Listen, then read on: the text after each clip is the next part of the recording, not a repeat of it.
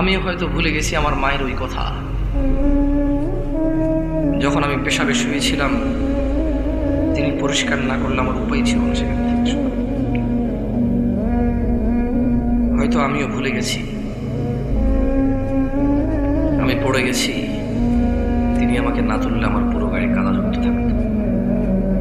আমি হয়তো ভুলে গেছি সিঁড়ির কাছে আমি এসেছি, তিনি সব কাজ ফেলে এসে আমাকে করে না নিলে আমি সিঁড়ি থেকে পড়ে মাথা ফেটে অথবা দাঁত ফেটে মারা যেতাম।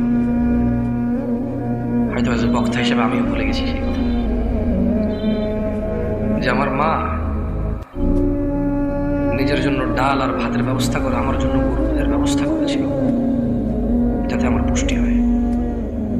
হয়তো আমি ভুলে গেছি আমার দাদির সাথে ঝগড়া করেছে আমার মা শুধু আমার খাবার নিয়ে। হয়তো আমি ভুলে গেছি আমার বাবা বেকার ছিল,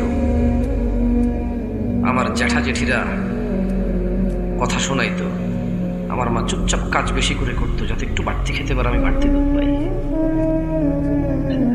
হয়তো আমি ভুলে গেছি, আমি আপনাদের কথা বললাম না, হয়তো আমি ভুলে গেছি আমাকে ভালো মাদ্রাসা স্কুলে পড়ানোর উদ্দেশ্যে আমার মা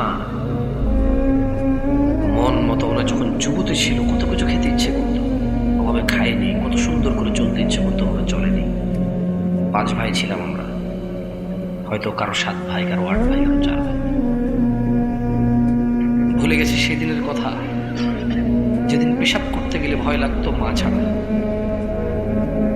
ঘর থেকে বের হলে জিনে ধরবে, ভূতে ধরবে, কুকুর কামড় দেবে, মা না হলে হবে না।